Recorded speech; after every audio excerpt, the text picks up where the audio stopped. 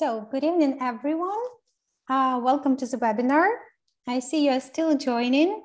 So feel free to say where you are from. I see a lot of cities in the chat box. Welcome, welcome, everyone.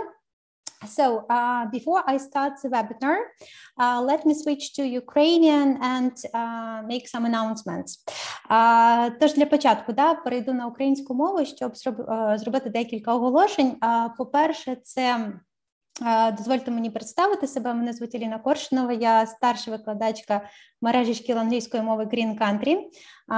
Я також методистка розмовного курсу в мережі шкіл Green Country і співавторка підручників Stories для 5 класу. Ми сьогодні з вами на нього подивимось, на цей посібник. Щодо організаційних питань, формат нашої зустрічі сьогодні такий. Я сподіваюся, ви мене бачите та чуєте. На жаль, я вас не зможу побачити та почути. Тому я зможу отримувати від вас фідбек через чат. Я бачу, ви їм вже користуєтесь. Протягом всієї нашої зустрічі я буду показувати слайди на екрані. Я сподіваюся, ви можете зараз бачити мій перший слайд. Якщо у вас виникають питання, ви можете їх залишити на потім або залишати їх вже зараз в чаті. З нами сьогодні працює наш модератор Тетяна. Вона буде відповідати на ваші питання, якщо вони більш організаційного характеру одразу. Якщо це питання більш методичного характеру, то вона буде їх збирати, ми їх опрацюємо в кінці вебінару. Тому feel free, як то кажуть. Також знаю, що дуже часто бувають питання стосовно отримання сертифікатів, тому давайте я вам так само ще нагадаю, що щоб отримати сертифікат після перегляду вебінару, вам потрібно дочекатися листа на вашу скриньку, через яку ви реєструвалися на вебінар, пройти коротенький тест, набрати 75 і більше відсотків правильних відповідей і дочекатися сертифікату. Щоб згенерувати ваш сертифікат, це займає деякий час, до 7 днів, тому потрібно буде зачекати. Якщо ви все ж таки не отримали сертифікат, то можете написати нам на скриньку, яку ви щойно бачили на екрані, це greencountrybooks.gmail.com. Можете написати, наші менеджери залюбки вам допоможуть. So, I guess we can start. So, let's begin. Today we're going to talk with you. I'm going to talk about teaching in a mixed ability class. So, but before we start, I would have a question to you. So what constitutes a mixed ability class for you? So what is it? Yes. And whether you have any experience, yes, of teaching in a mixed ability class. So please share some thoughts in the chat box and we will see them. So the question is, what's a mixed ability class? Yes. And if you know, then whether you have experience or not. Experience of teaching in such a class.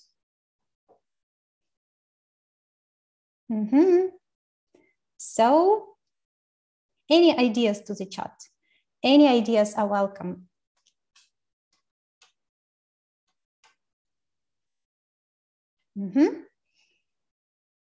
So, okay, while we're waiting some responses from you, I will show you what a mixed ability class for me and as we see it.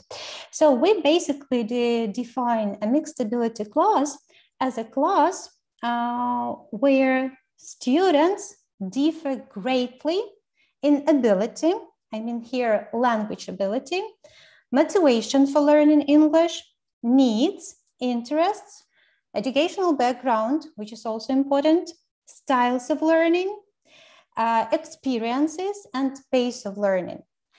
So students differ in all these things. So let's talk about each. So if I'm talking about ability, I mean language proficiency level. That's how well a student knows a language in order to comprehend it and to produce it. So basically all classes are a little bit multi-leveled. Yes, so we may have students of different levels in one class, yes, and that makes a mixed ability class.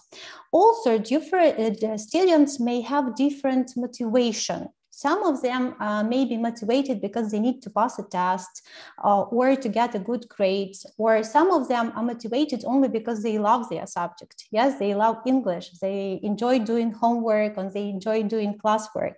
Yes, so different motivation that students might have also makes a mixed ability class.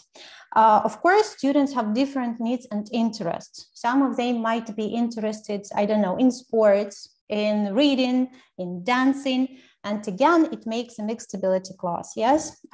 Surely students might have different educational background.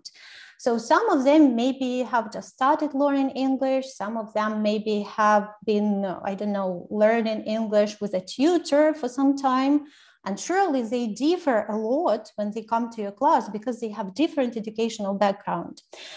Surely they have different styles of learning. We will look at different styles of learning in detail a little bit later, but anyway, students differ in styles of learning like a lot, and that is one of the major differences between them. Of course, they have different experiences. Some of them might have had a bad experience. Some of them might have had good experience, positive experience, yes?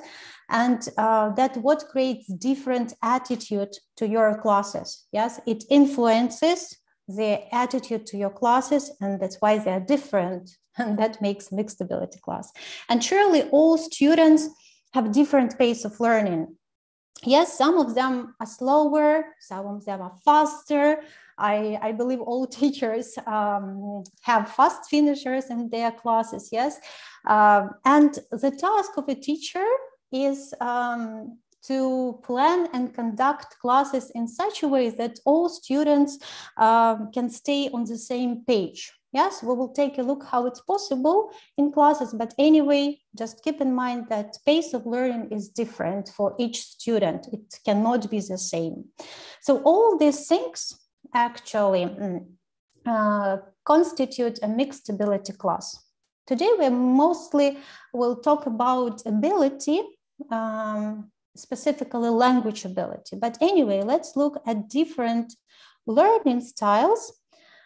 And here I put some main types of learning styles, and I believe you know them, but anyway, let's recollect what they are and how we can deal with them, how we can consider these learning styles to make our classes more effective, more productive, more interesting for learners.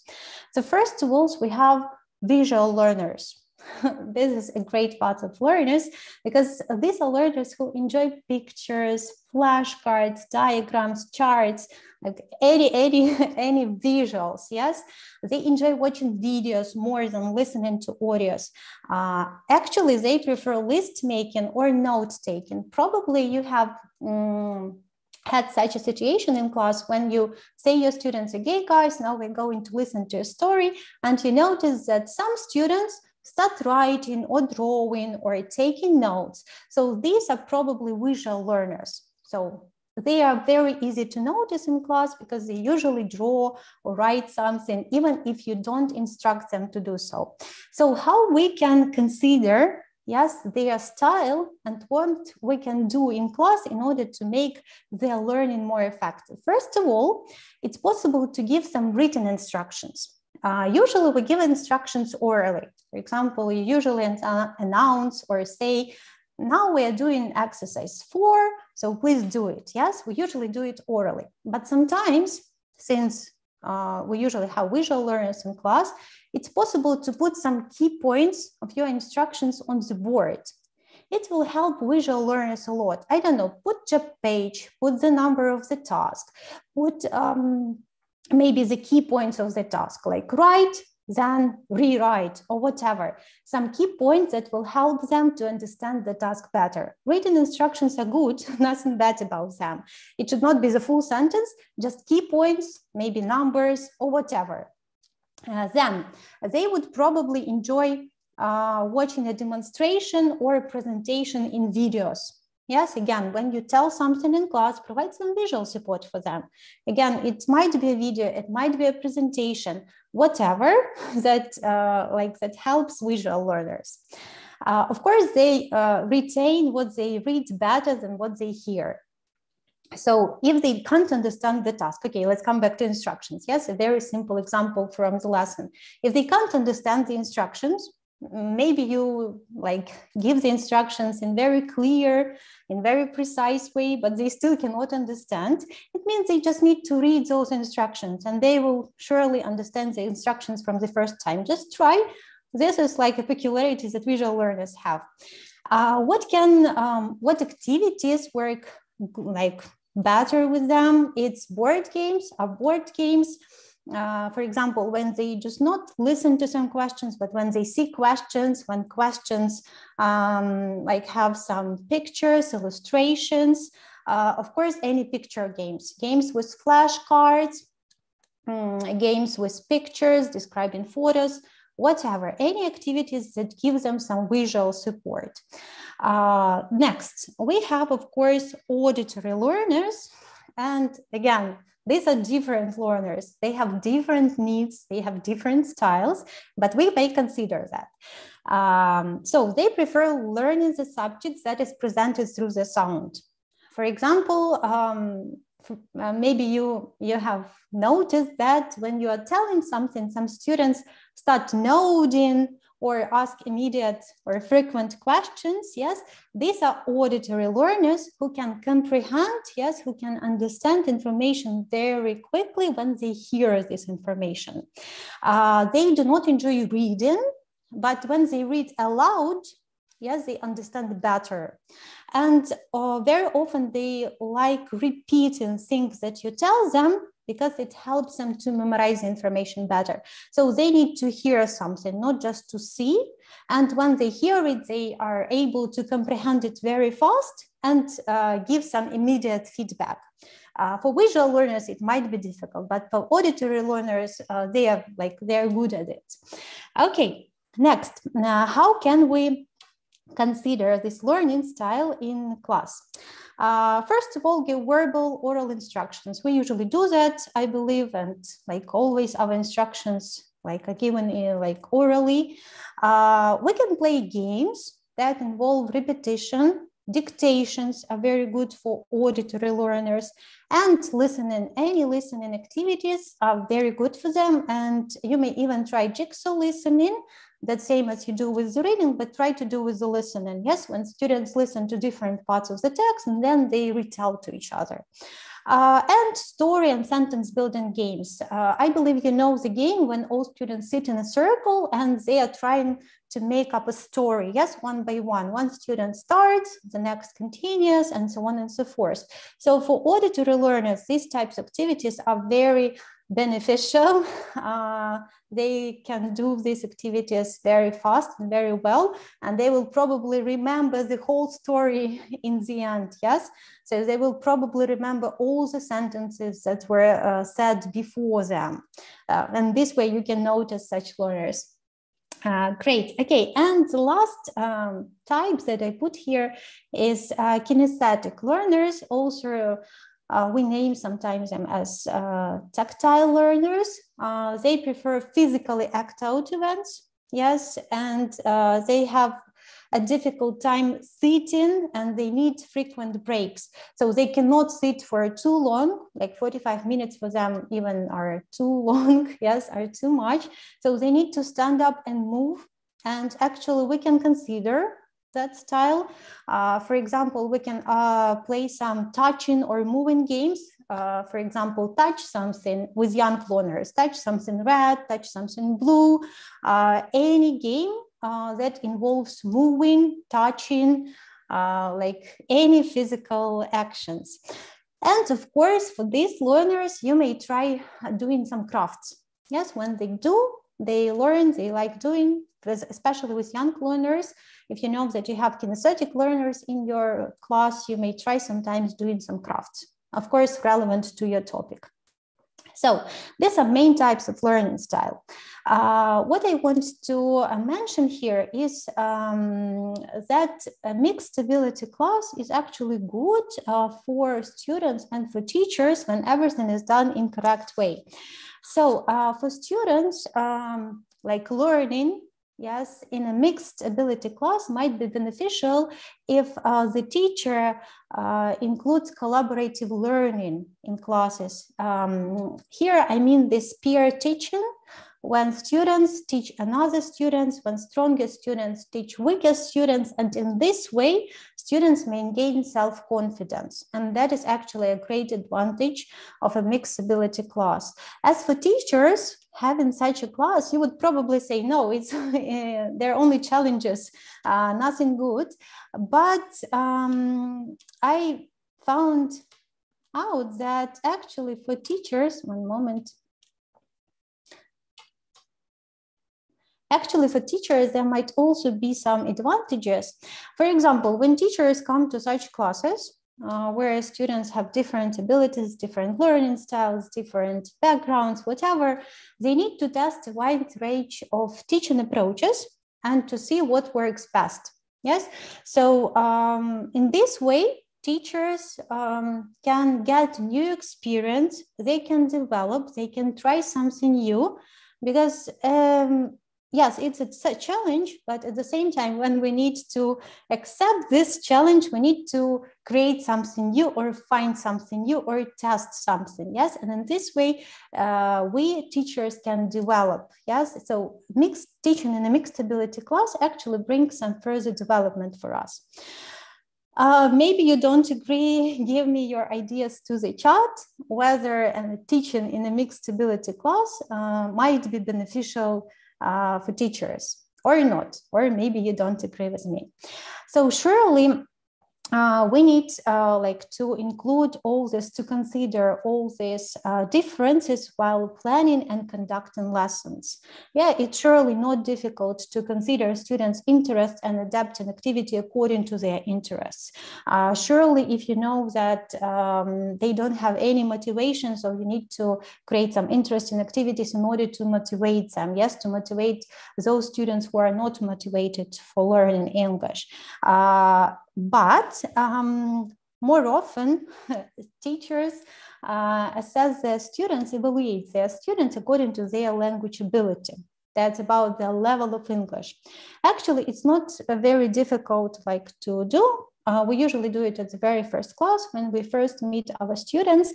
And I suggest we look at some division. It's very rough, I would say, but anyway, that's what would help us, yes, to differentiate between stronger and weaker students. So we can basically divide all students into three categories. Again, it's a rough division. It's not always true, but anyway, usually more or less we have this situation in a mixed ability class. We have stronger students, we have average students, and we have weaker students. Who is a stronger student? Yes, so a stronger student is usually a big challenge to any teacher, because this student usually performs all the tasks faster than others. They are usually fast finishers, and when they are ready, they may become bored or they may start misbehaving, and surely that's a challenge for a teacher. But at the same time, you always, if you have strongest student in your class, a strongest student in your class, you will probably have a person who will always raise his or her hand up and try to answer all the questions. Sometimes stronger students tend to answer all the questions at once and leave nothing for his or her classmates, and that might be a challenge. What we can do with stronger students, the easiest what we can do is to give them extra tasks. Like throughout the lesson, for example, if they are ready, we can give some extra but short task, while other students are still doing the task. Yes, I believe you always have such a task with you that you can give to a stronger or to a faster student, and so that he or she is not bored or is not misbehaving and not distracting other students. If it doesn't work, it's also possible to talk to this student and after the lesson, yes, and explain that you need to do some extra task, or suggest that he or she should do some maybe do a research while others are doing the classwork. It's also possible if your students agree on that. What about weaker students? Weaker students are usually easier to notice. They tend to hide behind their classmates and they almost never raise their hands. Yes, you need to nominate them. You need to involve them like maybe 2-3 times to answer. Yes, they would probably never raise their hands. How can we help them? Yes, of course, we can extend time limits for them. For example, you can give them extra 1-2 minutes to complete the task while you're already checking the task with all other students. But the main point here is to reduce the pressure. For example, you can ask them to reply from their place, but not ask them to come to the board and give the answers to the whole class. Yes, it will not be okay for weaker students. So the main task for teachers is to reduce the pressure, to reduce the stress that these students feel while they're in a class. And of course, all other students, we would call them average students. These are ones at whom the whole curriculum is oriented. More or less, they can cope with school program. They can cope with the tasks that you give them. They would probably understand you. They would probably cope with time limits. But sometimes they also might be bored. If they are bored, you may just maybe change the approach, change the instruction, change the task, but at the same level. So, I mean, you don't need to create something extra. Yes, you just change your approach, give another task, and they will cope with it.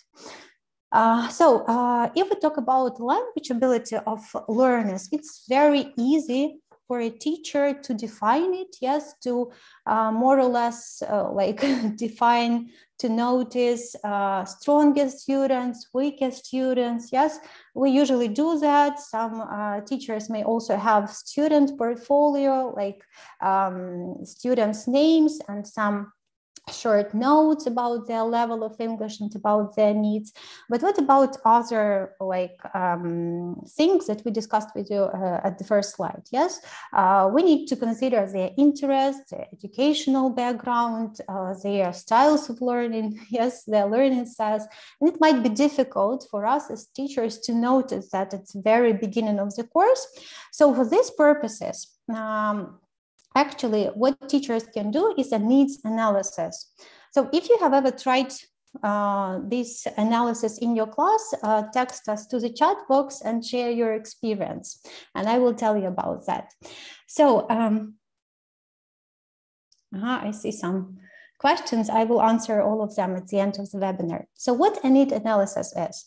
So actually, that is the first step for any class, because it's really helpful.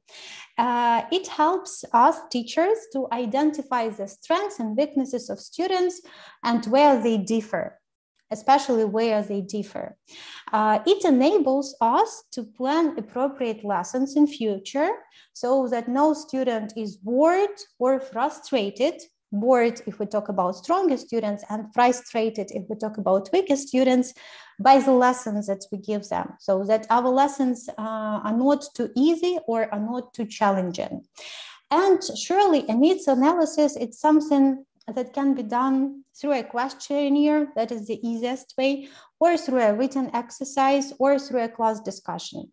I have searched the internet and I found an example. I would share it with you. One moment. This one surely is not maybe for young learners. This is more for older students. I believe starting from secondary school. But anyway, it's possible to adapt, to create a needs analysis for any age group of students, even for young learners. Just simplify the questions or allow them even to draw something. For example, what questions you can ask? For example, rank your skills in order from 1 to 6, from strongest to weakest.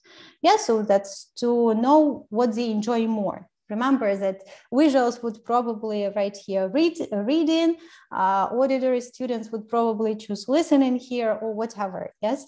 So they can choose and rank their abilities. But again, let me repeat again, that's more for older students. Which activities are most helpful to your English learning? Yes, for example, working individually.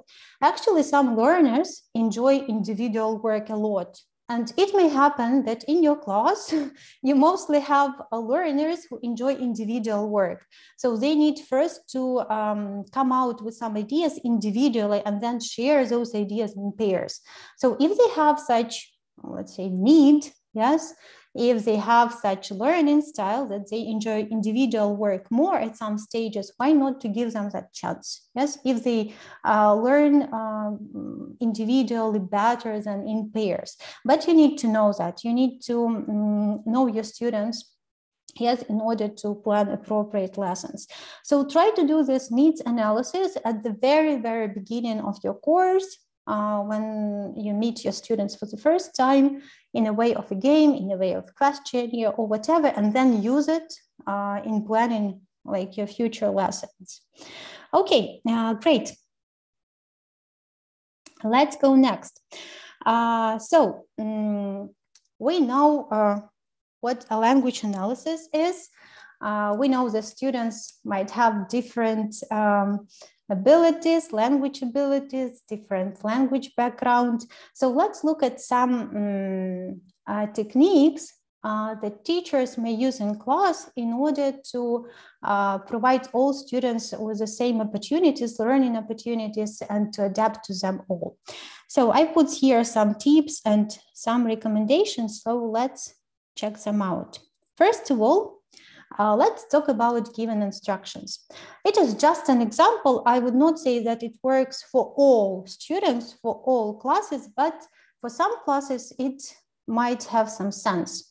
So let's read the instructions that we can see here. Write a story of 150 words using the past simple. And let's think whether these instructions are good or bad and why. Why good or why bad? I would ask you to give your ideas to the chat box if possible, and then we will discuss. Again, let me repeat again. This might not work for all classes, for all mixed ability classes, because all students are different. Yes, but anyway, it might be helpful. Okay.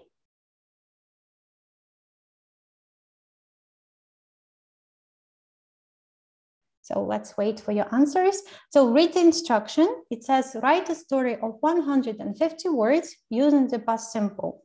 Is it a good or bad instruction for a mixed ability class, and why? Or why not?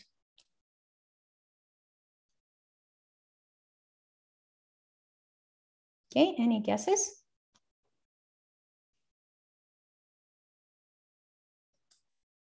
Just let me know, good or bad?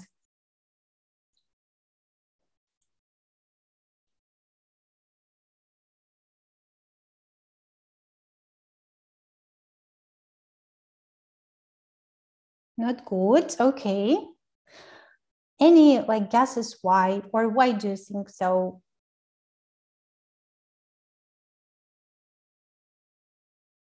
Topic. Okay, a topic is missed here. Okay, let's imagine that they were talking about last holidays, like last summer, something like that.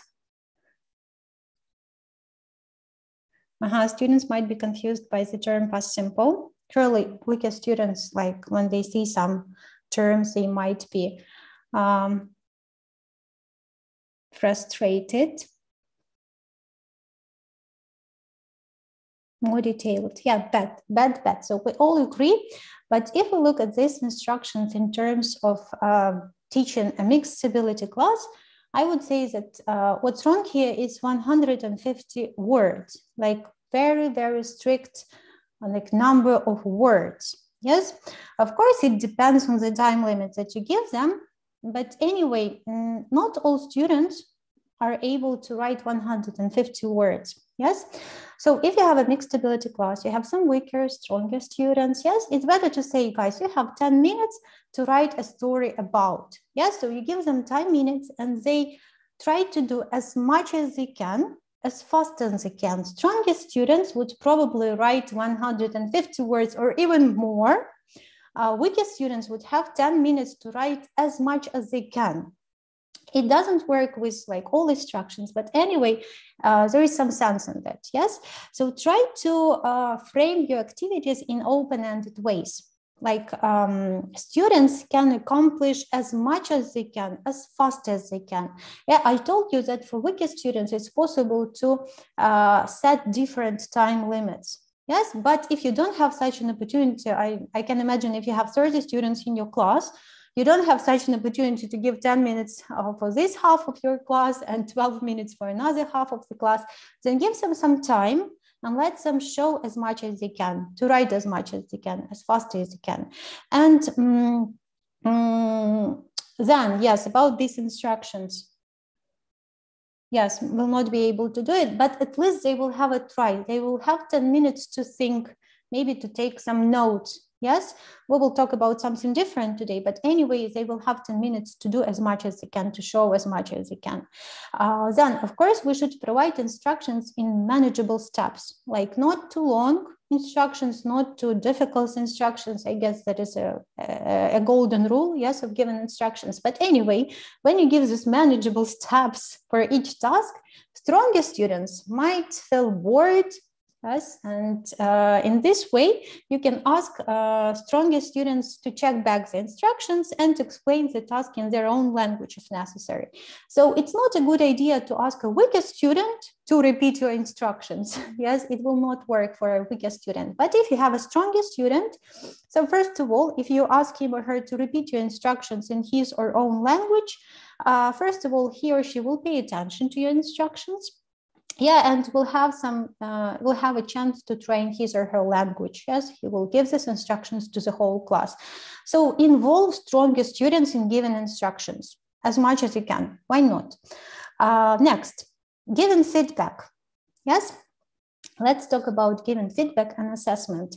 It might be different if you have a mixed ability class. If all your students, for example, let's imagine that you have a group of 5 students, you've been teaching them for, let's say, 5 years, of course, they would probably be at the same level, yes? So, and you may correct them in the same way and provide some assessment in the same way, but let's imagine a mixed ability class.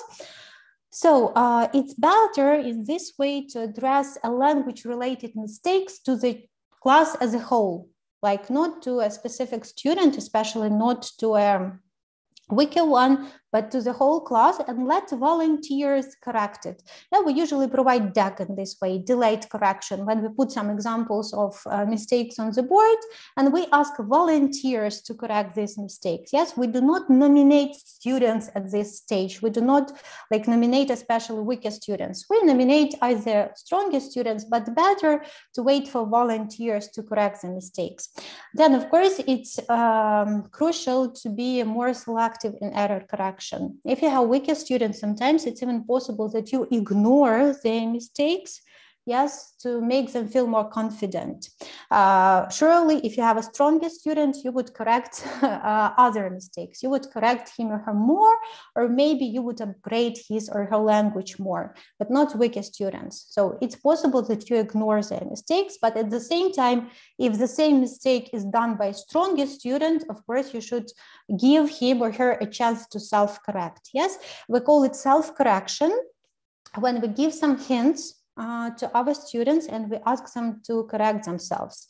Probably it will not work with weaker students because it might be too difficult for them. But if you have stronger student, why not? Give him or her a chance to self-correct. Be very careful with peer correction, that when you involve peers, yes, to correct their classmates, like to correct a weaker student. If your students feel okay with that, you may do that. But if you see that a weaker student might feel shy, yes, then don't do that. Then just ignore the mistake or address it to the whole class, surely like providing DEC. Then about assessment, about the task again, about the writing task. It is highly recommended to assess students on the effort they made rather than on their ability. Surely, if you have a writing task, a weaker student will not perform like at the same, let's say, level as a stronger student, yes? So you could assess the effort they made rather than the grade. Like you would give them maybe grades differently. You would like consider different even criteria while assessing weaker students and stronger students. It will take your time, of course, but anyway, you will it will be more fair for weaker students. Try just to consider that. But anyway, while giving correction or while assessing your students, giving them some grades, the key point here is to keep positive classroom environment. Yes, surely you have students of different levels, of different abilities, but anyway, your classroom environment should be positive. Okay, let's go next. Great. The next challenge, I would say, is a dilemma, yeah, for teachers. That's how to group some, especially in a mixed ability class. So I put here different types of grouping, yeah, that is possible. A stronger and a stronger student, a stronger and a weaker student, and a weaker and a weaker student. And I would ask you again to think and share your ideas about these types of groupings. Which do you choose and why? Maybe which don't you use and why? Okay, let me check your chat. So which grouping do you think is the best one for a mixed ability class? Maybe a best one, maybe doesn't suit at all.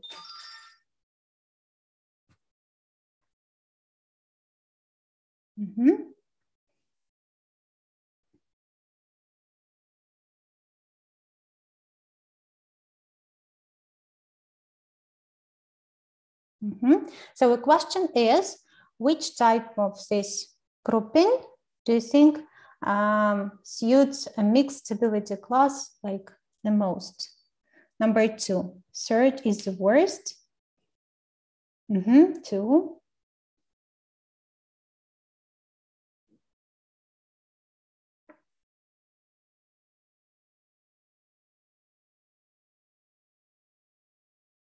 A strong and a weaker, all of them may be. Number 2. Yeah, I agree with you. Mixed. Yeah, I see the word that I wanted to show you. That's about mixed pairs. Yeah? You would probably need to mix groupings, yes, and surely if only stronger students work only with stronger students, it will not work. But there are 2 possible ways how you can group students in your class, in your mixed ability class. I would not recommend to put a weaker and a weaker student together, maybe for some productive tasks, if you want your stronger students to communicate more. We will talk about that today.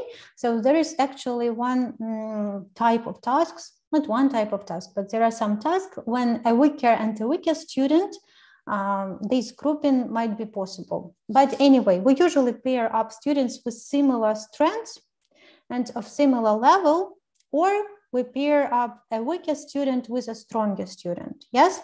So if we have a stronger and a stronger, a weaker and a weaker, then stronger ones move at a faster pace than the other students, and actually that is beneficial for them because they can come up with more ideas when they work together. I mean, a stronger and a stronger, they may complete more sentences, they may write, they may speak more, so it is actually beneficial for them. Probably at that time, weaker students would need more support from the teacher, and as soon as stronger students work together, I think the teacher will be able to provide this support to weaker students. And this type of grouping is more suited to a free activity, such as speaking activity or a role play. So let's imagine if you put a stronger student and a weaker student together for a role play, then a stronger student would probably dominate, and sometimes weaker students feel shy, yes, and maybe they will not talk, and like it will not be a role play, it will not be a dialogue, yes. So for such tasks, for free activities, it's better to have the first and the third grouping type. Okay, but you need to pair, it's recommended to pair a weaker student with a stronger student for controlled exercises, such as grammar exercises or quizzes, because the stronger student takes the role of a teacher and helps their partner. The lower student is still challenged but assisted. yes, and pairs, like, I mean, if you have like, I don't know, 20 students in your class, but if you pair them in this way, all pairs will work at a similar pace. And it will be easier for you, yes, to have the task done, I mean, in class. When we talk about this grouping, a weaker student and a stronger student, we come to the point of peer teaching. Yes, so peer teaching involves one or more students teaching other students. And when they teach, they actually learn twice. So I really like this quote. So what happens? Sometimes weaker, maybe you also have noticed that, but very often it happens that weaker students feel shy to interrupt the teacher, to ask for extra explanation, clarification. So sometimes they just keep quiet and they do not interrupt the teacher. But when you pair this student, a weaker one, with a stronger student, they feel more confident. Yes, and they are free to ask their classmate for explanations, for clarifications. Sometimes teachers even allow using language one at this stage. Yes, when a stronger student teaches a weaker student and explains something to him or her. Of course, teacher would not use language one in a class, but if you use this peer teaching, it's possible. It might be beneficial. So, but who benefits more? So we see that a weaker student might benefit a lot from this peer teaching. What about stronger students? Actually, they also benefit a lot because when they teach another person, when they teach their classmate, they improve, they enhance their concepts, they improve their language, their knowledge, and their skills, and they actually learn twice. So both stronger and weaker students benefit a lot from peer teaching. And that is a key concept of a mixed ability class, why they might be really good, because it's possible to provide this peer teaching. Yes, when strong students teach weaker students. And it actually brings active learning without a teacher, and it's really great. Students enjoy that and teacher benefits a lot from that. Yes, both types of students, a stronger student and the weaker student benefits from that. Also, what helps is that a weaker student moves away from dependence on teachers. So for them, not only the teacher is the source of information anymore, yes, because they are used to think that only the teacher is the source of information. Yes, but when they work together with the strongest students, they come up with ideas that my classmate can also help me, can also give me some information, can also correct some mistakes and explain something to me. And actually that is really good. Okay, let's go next to some other techniques, other tips I would call them. So what are other tips that might help you if you teach a mixed ability class? First of all, that's monitoring. That's when students are doing the task and we monitor them. Of course, it's possible while monitoring, it's possible to support weaker students more. Yes, to assist them, to give them further explanations or whatever. But here, there might be a problem. Very often, students become very, I don't know how to, like, they rely too much on a teacher. So they get used to it. Yes, they are used to the fact that teacher will come to me and will help me. Even if they like gain some levels, if they like gain some knowledges and they don't need any help from the teacher anymore, but this over reliance on the teacher like remains. And that might be a problem because even if they understand the task, they usually raise their hand and say, teacher, explain it to me again. Teacher, can you help me? Even if they know how to do the task, this over-reliance remains. Yes, so be careful. You may monitor and assist weaker students when it is actually necessary. Yes, when there is a need to do that. But anyway, be careful.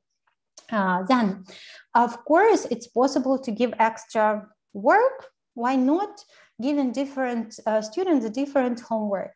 For example, you know that next lesson you're going to start some, I don't know, difficult grammar or some vocabulary topic that like includes a lot of words, yes, why not to give some extra homework for weaker students so that they get prepared, yeah, so that, for example, they learn some words before their class and they feel more comfortable in class when you teach them this vocabulary or this grammar. So it's possible to give different homework to different students. Or, for example, if you have stronger students, or usually it's 1 or 2 stronger students in a class, I would say, not more. So if they are motivated, why not to give them extra writing? I know that writing is the most difficult task when it comes to the classwork. So why not to give them an extra writing task to help them develop their writing skills? Of course, it will take you time to give some feedback, but anyway, if the students are motivated, they want to develop more and maybe faster, why not to give that? Then student nomination, that's asking specific students rather than asking the class in an open fashion. Surely we need to nominate students. Yes, because we don't usually have volunteers to answer all our questions. So we need to nominate from time to time. So what might be a good way to nominate students in a mixed ability class? Actually, there is no specific rule, but some suggestions. If you know exactly that your weakest student may answer your question, for example, your question is very easy, what color is the sky or whatever, and you know you're 100% sure that your weakest student can answer this question, then you can nominate him or her first to give the answer. It will make him or her more confident, yes? But if vice versa, you are like 100% sure that your weakest student will not be able to answer this question, then better to ask a stronger student first. I mean, do not nominate students randomly.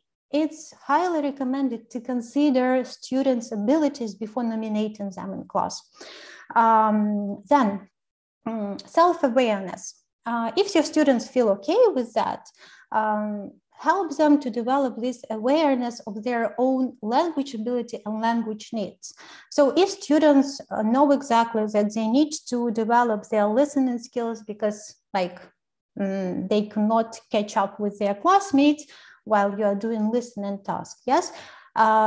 If your student knows that and she is motivated enough to do extra listening tasks at home and work on this need at home, like individually, why not? Yes, again, it's more about I believe older students, but anyway, if they know and if they feel motivated to catch up with their classmates, then use it.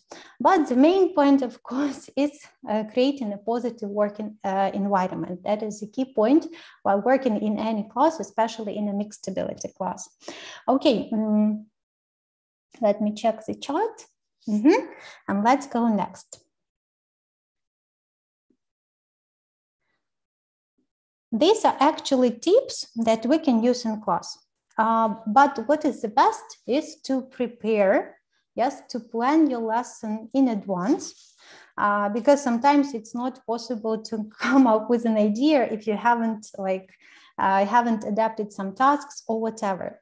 So now we're going to look at some recommendations, yes, some tips, how we can adapt materials in order to use them in a mixed ability class. So by adapting materials, I mean supporting weaker students and offering extension activities for stronger students. So you use the same materials. For example, you have a course book, but you adapt activities a little bit in order to support weaker students more and to offer extension activities for stronger students. The main aim of this adapting, yes, is that students have access to the materials that help them to learn more effectively in the classroom. Surely it might be time consuming. It's actually time consuming, but if you have such a class, and you face some challenges, it's possible to adapt materials and help your students to learn better. So I divided activities into listening and reading and speaking and writing into receptive skills, like tasks that are connected to developing like receptive skills, and tasks that are connected to developing productive skills. So we can actually adapt them, but what we need to consider. So again, we extend activities for stronger students and we provide some support for weaker students. Actually, there may be some other things that you do, but let me share the ones that I have here. So if we talk about reading or listening task, and usually we have some short questions to answer or mark sentences as true or false, multiple choice tasks. Yes, it's a good way to give your stronger students like a bit more challenge by asking them to explain their choice or to find the evidence in the text. Yes, we usually call this why not questions. Surely it's not a good idea to use for weaker students because probably they will not be able to answer these questions, but if you have stronger students and you need to give more challenge to them, do that. Then fast finishers. If you have the text and you have fast finishers, for example, who can read the text very fast, why not to give them an extra task? So you use the same text and you ask them to find definitions and then to not to find definitions, to find the words and then to look up in a dictionary for definitions, for example, or ask them to choose 5 words and write synonyms or antonyms to these words. Of course, if they can cope with this task, or for example, tick adjectives or tick past simple examples, yes, examples of past simple structure or whatever that you can come up with in class, it will extend the activity. You will use the same material. You don't need to use an extra task. Yes, we discussed with you today, but you can just do a different task, give another instructions to the same task. For example, if they listen and if the task is too easy for them, then ask them while listening again to write some tricky words or phrases or I don't know, or even sentences, and again explain those words to the class later. If you have a text for reading, you can ask them to rewrite a part of the text in a different tense. Of course, it will take time, but if they are fast finishers, why not? Yes, you will keep them busy. It will be interesting for them. It will be a challenge for them. And all other students will be able to complete the task while they are doing this task. Then you can ask them to make questions to the text, actually the easiest one, or if you plan it in advance, you can add extra questions, like, I don't know, 1, 2, 3 questions more for them to answer about the text. Or to make it simpler, you may give, if you have a weaker student, 5 questions to answer, and stronger students, you may give 10 questions to answer, but you need to plan that in advance. Or, for example, ask them to write 1, 2, 3 sentences with a short summary or their opinion about the text. Surely it's more about, again, secondary school students when they already have text. But if we talk about young learners and they read short text, again, they can circle, they can draw a picture that sum up the text. So whatever that you can come up with, but using the same material, just change the instructions. For weaker students, surely it is necessary to pre-teach difficult vocabulary. Yes, if we have a text, we look through it while preparing for the lesson and we see some difficult words. Yes, we need to pre-teach these words that prevent our weaker students from understanding the text. So we need actually to be very careful with it, because stronger students might know these words. Yes, so you may use peer teaching. So you may ask stronger students to explain these words to weaker students. But anyway, you should anyway pre-teach this vocabulary to support your weaker students. Then you can also discuss the title and pictures, if there are any provided to the text, yes, and predict what the text is about. Why it is important? Because it helps our students to prepare for the task. When we ask them to imagine what the text is about, they try to think about some specific set of words. So it prepares their mind for the task. So for example, if the topic is about food, so you try to predict what the talk is about, they will come up with a lot of food words and they will be prepared for reading, yes, about food. It helps, yes, to get our mind prepared for the task. Also, you can do jigsaw activities. I told you about that today. So if the task is too big, you may split the text into parts and give only some parts of text for reading or for listening. If you have an opportunity for jigsaw listening, that's good, yes. If not, then use it only for reading. Yes, the text is too big for your students to read it and you don't have time for them, then split the text into parts and then pair them and let them share the ideas about the text.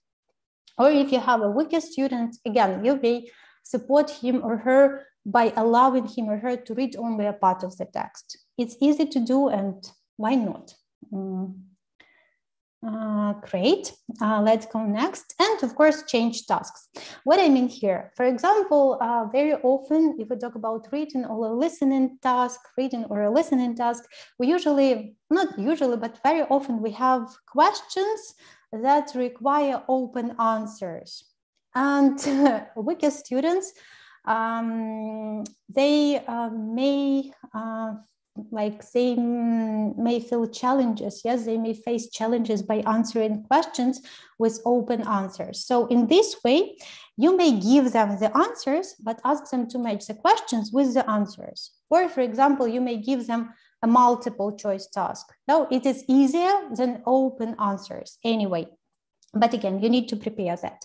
If we talk about listening, it's recommended to give the weaker student the tape script on the second listening when you're listening for some specific details in the text. Maybe stronger students would not need that, but anyway, you may give the strongest student the same script as well, but ask them to highlight some words or whatever. For weaker students, they will use this script in order to comprehend the text better. Okay, great. Let's go to productive activities. And one more tip here. Compare answers in pairs before open class feedback. Actually, that is a very useful tip that you can use in teaching any class, but especially a mixed ability class. Before you check tasks like reading or listening tasks, let your students compare their answers in pairs. It will make them more confident. They will share their ideas. Weaker students will maybe rewrite something from stronger students. Stronger students will share some correct answers with weaker students. And then weaker students will feel more confident when the teacher is checking them, like open class. So make sure that for these types of tasks, you allow students to check their answers in pairs before open class feedback. It's very important. Okay, and let's go next. Great. What about speaking and writing, productive tasks? Yes, when they need to produce this language, it is even more difficult. Yes, it is easier for stronger students, but more difficult for weaker students. So let's see how we can make these tasks even more challenging for stronger students and how we can support weaker students. So for stronger students, we can ban easy words. Very easy. For example, we can ask them not to use like, don't like, dislike, but we may ask them to use other verbs, maybe that you have taught them before. Any other vocabulary, so maybe you can ban them using good, bad, but use some other adjectives. Why not? Also, you can ask them to give more extended answers. Not just short answers, yes or no, but again, explain why, or give more examples while they're writing or while they're speaking. You can increase the word limit for them. So for example, you may ask them to write 200 words, but for weaker students, for example, you will not set the word limit at all. Yes, you would just ask them to write as much as they can. But for stronger students, it's possible to give them the word limit that you think will be okay for them. Then, of course, if we talk about stronger students, you may encourage this self-correction. Yes, you may give them a chance to self-correct. If we talk about speaking, they may record themselves and then self-correct. So they may spot their own mistakes and correct. If we talk about the writing task, you can use correction code, like just circling the mistakes, underline the mistakes, and like do not correct their mistakes, and give this work back to them and ask them to self-correct. With weaker students, it might not work. They will not be able maybe to correct their mistakes, but with stronger students, use it. Then we talked about that we should pair stronger students with stronger students for such types of activities. Yes, when they talk to each other, because they may have, they may talk more, they may write more, they may come up with more ideas than weaker students. Yes, and if we pair a stronger and a stronger will dominate, and a weaker student will suffer from that. So it's not okay. So remember that for free activities like speaking or writing, we should pair a stronger and a stronger student together. And of course, we may encourage peer assessment. That is a good way for stronger students to give them some extra tasks. For example, you may ask them to check their own writing or the writing of their classmates. We usually give such writing checklist. So while they are, for example, reading their classmates' essay or a letter, they may check each other. Yes, if they have like a sufficient level, why not? At the same time, we can give such checklist for the speaking activity. For example, their classmate is like given a report, yes, about, I don't know, something, and another stronger student is listening and writing the mistakes. Yes, again, it will give them a chance to upgrade their language, to improve their skills even more. What about weaker students? What support we can give to them? Okay, let me give you a chat. I see some pluses, thank you. If any questions, feel free to ask them. Of course, if we talk about speaking and writing activities, our weaker students, they need some prompts. They need examples, they need models, they need a list of words they need to use, or they need the grammar structure. So you would probably like ask them to write something or say something by using some specific words or by following a specific example, or we call it a model. Yes, so you can give them, you may allow them to look at the model of the text and then write their own text. Stronger students may write something on their own sometimes. Yes, model is recommended, but anyway, for weaker students is a must. Yes, to give them a model, to give them an example. Then, of course, you may give them some time for thinking and planning. So first, allow them to take some notes before a speaking activity or whatever. For example, you want them to ask each other some questions. Yes. Before you ask them to do that, like immediate questions, interview your partner. No, give them some time to write those questions, down, maybe even to train a little bit with those questions, like they would read to each other, they would train those questions, and then let them speak to their classmates. It's okay if you do that, it will take you some time, but students will feel more confident, yes, and they will make fewer mistakes if you give them some time to think. Anyway, if we talk about speaking and if we talk about weaker students, they need this thinking time. They cannot give you immediate feedback. They cannot give you immediate response, yes? So you should consider that and you should give them some preparing time. Of course, if you have a writing task, why not to allow them to use a dictionary? Not a translator, I put here not a translator, but a dictionary. Stronger students might write something without a dictionary. It will be a challenge. Maybe you will give them some extra points for that, whatever. Weaker students, they do not care about those grades, so they need to write something. It's difficult for them, so allow them to use a dictionary. They have their phones, they may use any dictionaries they have, but not a translator. Actually, if we talk about the writing task, it's more difficult. You may even give a text with blanks, yes, like blanks or prompts, and ask students to complete the gaps, not to write in the whole text from draft, yes, but to fill in the gaps. just to give them text with blanks and ask them to complete about themselves. And what else here? Yeah, of course, if you have a speaking activity, it's better to pair a weekend with a student together.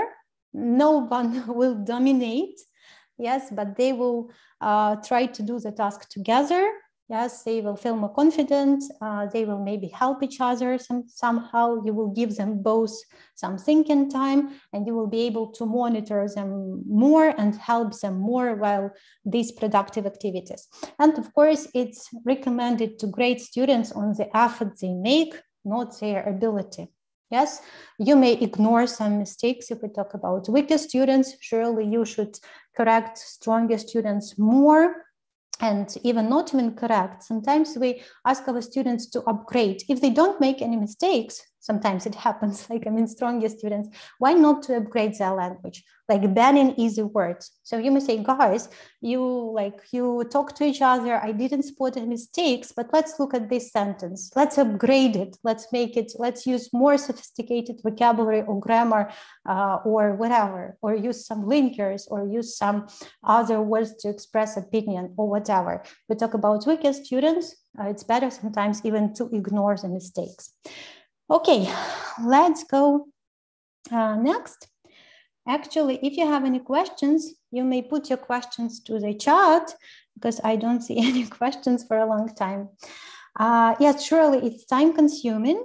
Adapting materials, especially if you have a lot of students, if you have different classes, but it's also possible. It will be more interesting for your students if you adapt materials, not only according to their level, but according to all other things that we discussed to you, according to their interests. Yes, we might find some very text about, I don't know, some celebrities they don't know, about some methods they don't know. We may find some, I don't know, tasks that that they will not like. You would think about their learning styles. Yes, so you can adapt anything that you have in your course book. Use the same materials or change it, but adapt it according to your students. But in order to do that, first you need to do this needs analysis to get your students to know your students better. Yes, in order to have this knowledge and plan appropriate lessons.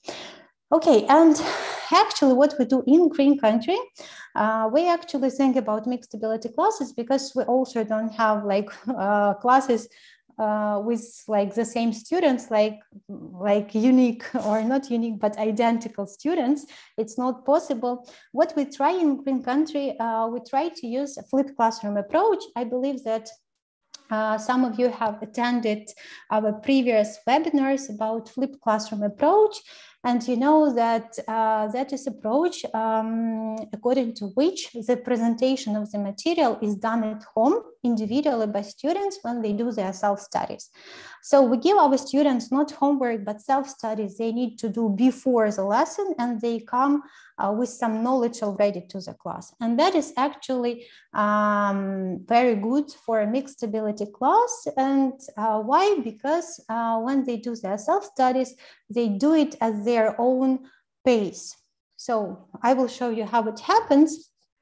Today I'm going, okay, I don't see any questions. So we use this flipped classroom approach in our books, and we also use this approach while creating our book for 5th grade.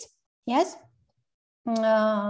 this is the book that we are creating for 5th grade of state schools. So there is a huge team that is working on this book, and this book includes not only the paper book, but also this online platform, which help us to bring this flipped classroom approach to classes.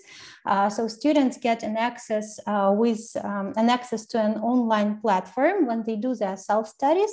I will show you how it happens. And the key point there, that is very, very good for mixed ability classes.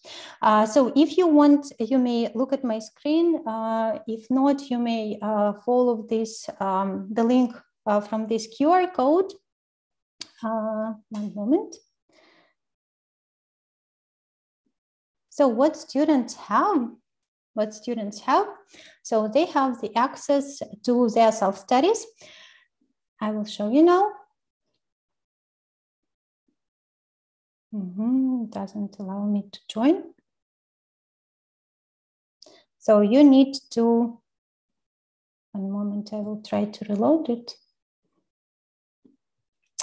So you may follow it and you will get access to the self-studies that students have. And you will find some tasks that students do before the lesson.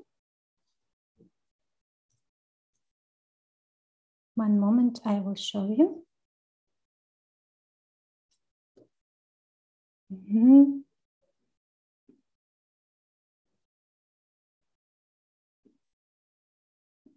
I don't know why I cannot open it, sorry.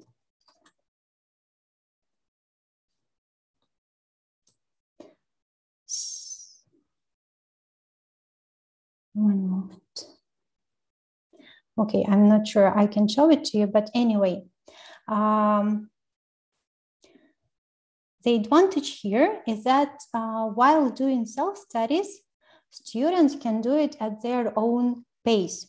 So they have the set of tasks that they need to do before the lesson and get prepared for the class.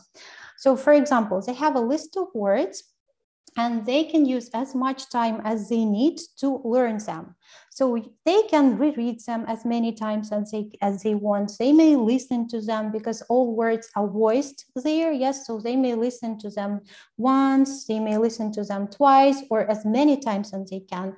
Probably, usually, like average students need up to 20 minutes, maybe 30 minutes to do the self-study in order to get prepared for the class. Weaker students, they may come back, they may redo each task several times, yes, and learn the topic as fast as they can. So you can actually follow the link. I believe it will let you, and you will see it. Anyway, after the webinar, you will get an email and you will have the link and you can check. So what is actually good about this book also? Yes, I would tell you a little bit if you are interested more. If you teach 5th grades, feel free to join us on the 17th of December if you want to listen about this book more. But I would just tell you that except for online platform, except for the paper book, teachers will get teachers' instructions, yes, that they will be able to use for their classes. I mean, these are like lesson plans that you can use for planning your lessons. Actually, we also consider some mixed ability like needs, yes, for students, for groups where students have mixed abilities when we create our GC books. If you don't teach 5th grades at state schools, you can try this QR code and you will get a demo access to GC books. You will be able to check them. So actually these books also have profiles for students with the access to online platform with the self-studies. Yeah, so the same self-studies, students can look at all of them. They can come back to any self-study they want. They can redo every task as many times as they need. Yes, teachers may also track the progress of every student. Yes, to see how well they do the tasks in their self-studies, how they can see their marks and whatever. If you look at these books, if you use these books, for example, if you decide to use them, you will also get access to detailed lesson plans. Like every minute it's written what you need to do, what extra tasks you need to do, how to do, how to give instructions, whatever. And one most important thing that you will be, you will have access to training sessions from Green Country. If you're interested in these books, feel free to join on the 16th of December and you will listen to them more. Great. I believe that is all about mixed ability classes that I wanted to tell you. So if you have any questions, I will try to answer them now. You may put your questions to the chat and I will answer them. Okay, let me find your questions.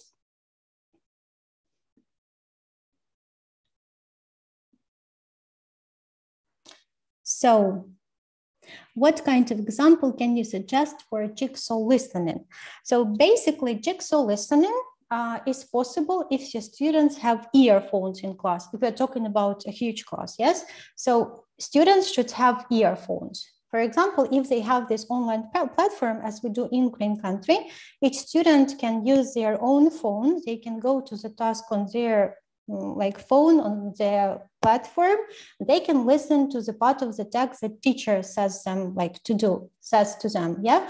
So they will listen to one part, and then you will pair them accordingly, and you will ask them to retell that activity, or it might be a gap filling activity. So for example, one student is listening to one part of the text that gives answers to one set of questions. Another student is listening to another part of the text and he knows another information. So when they are ready with the listening, you can give them a table with different gaps, and they would need to share the information they have just heard, yes, in order to fill in the gaps in this table. So that is the easiest task that you may do with jigsaw listening or jigsaw reading. But the question here is to give this jigsaw listening activity in class, you need to provide students with earphones.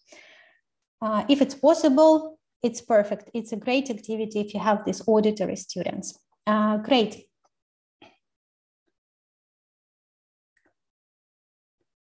So how should teachers be with students that just don't want to learn English even after they explained how to do tasks or after they gave grammar rules for learning?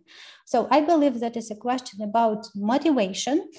You know that we may have this extrinsic motivation and intrinsic motivation. So the first one, this is motivation that comes from other people. For example, their parents tell them to do something. Intrinsic motivation, that's their own motivation to do something because they enjoy doing that. If they don't want to learn English, that I believe that is a question of motivation. So either the teacher should motivate them with the tasks that they would be interested in. Again, you may make this survey, this analysis, ask them what they would like to do. If they don't want to do anything, then ask them what they want to do. Like give them a short questionnaire or I don't know, or a survey.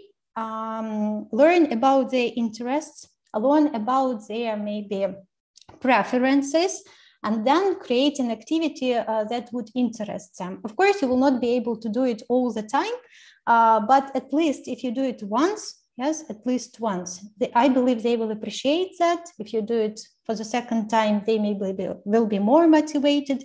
Next time when you do such a questionnaire, they will put you some other preferences or tasks. So I believe that is a question about their interests and motivation. So learn what they want to do and how they want to do, and try to create a task with the grammar that you need, but that they will like that corresponds their interests. Okay, next question. Is it necessary for young learners to answer on these questions in English? At least give it a try. I believe you're asking about a language analysis. So not a language, sorry, a needs analysis. The aim of this analysis is for you to know your students better. If your students do not have sufficient knowledge to give you answers in English, then do it in L1, in their language, like in language 1. Why not? The aim is to know your students better. If they cannot do that in English, then give them such questionnaire, maybe in Ukrainian or partially in Ukrainian, partially in English. If you cannot adapt it to their level. What have we to do if the students don't do self-studies before the lesson? Actually, we usually, what we do in Green Country, before we start practicing the language, either vocabulary or grammar, we have this stage which we call checking understanding. So we check how well students understand, students have learned the information from the self-study.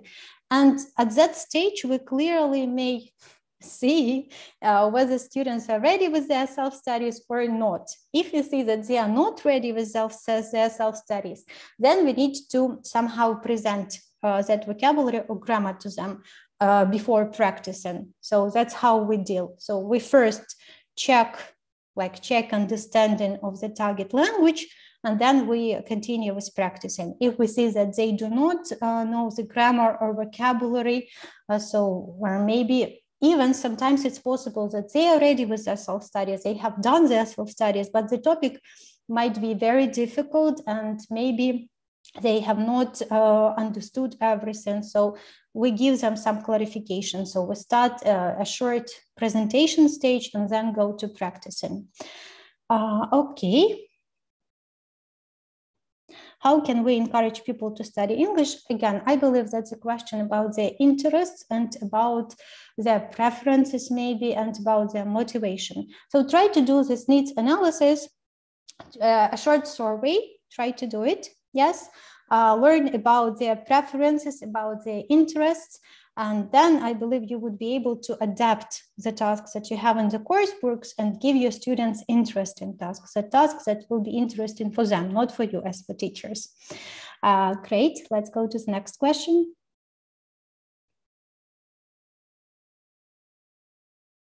Are there any interesting ways of checking home task in a mixed ability classes to make all the students feel comfortable?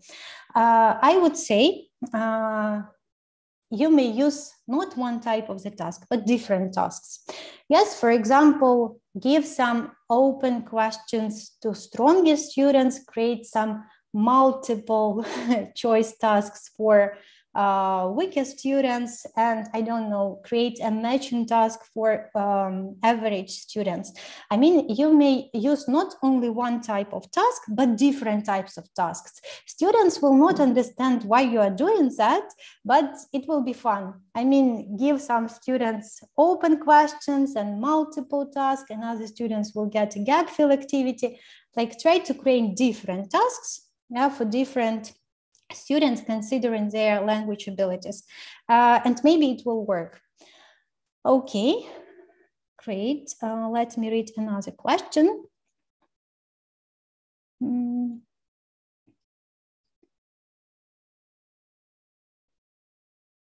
I would like to get information about activities and exercises for kids.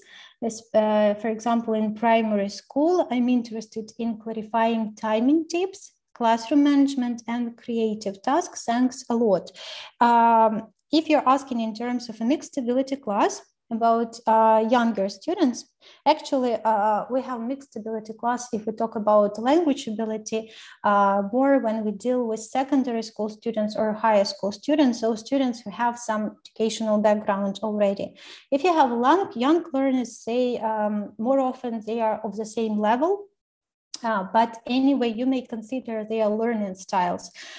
In terms of timing, of course, you may adjust timing according to their needs. So, I mean, with young learners, you may give them longer time limits. You may give them more time. If we talk about creative tasks, again, you may consider their learning styles, and if you have like young learners, usually like moving a lot, touching a lot, like kinesthetic learners, yes. So give them more crafts, give them more active games. I believe they will like that a lot. Like if you are asking about mixed ability classes with young learners. Okay, any other questions? Okay, if not, then let me repeat again about the certificates and about this all other questions that you usually put to the chat. So after the webinar, you will get an email with the links. Yes, with the links to the platform. For the books, you will get the link for the test. You will need to complete the test and then wait for the certificate. It will take some time, so you'd better wait for 7 days. If you don't receive any letter or any email or any certificate from us, then you can text us write a letter to that, write an email to Green Country Books. Yes, to Green Country Books.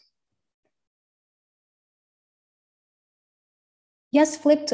We have another question in the chat. Can you boost that system? Flipped classroom is provided effectively in Green Country English School.